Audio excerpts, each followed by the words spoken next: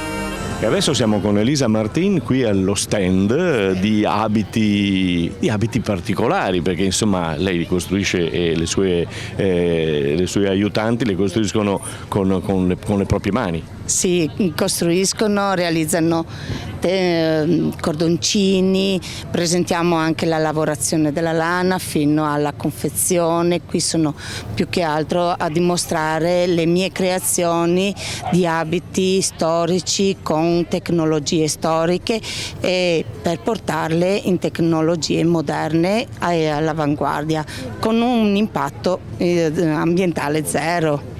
Sì, perché quando si parla di queste cose ci si dimentica forse che c'è un lavoro alle spalle. Sì, c'è un lavoro abbastanza importante, quello che bisogna fare una bella ricerca storica approfondita anche sulle confezioni, sul materiale che noi impieghiamo e tutto quello che serve per realizzare un vero e proprio abito storico qui, mentre sugli abiti moderni io importo degli antichi mestieri, importo sugli abiti moderni, così crea quell'abito particolare come un abito da sposa, come un abito normale, ma con delle caratteristiche ben precise. Come reagisce la gente, le persone, le donne immagino maggiormente? Sono incuriosite, molto appassionate, perché dicono finalmente qualcuno sta riprendendo il vecchio sistema, non dell'usa e getta che adesso abbiamo. È che è sempre più difficile trovare persone che con calma, tranquillità fanno di questi lavoretti, no? Sì, ma lei è brava, sì. Signora Elisa, buon lavoro. Grazie mille.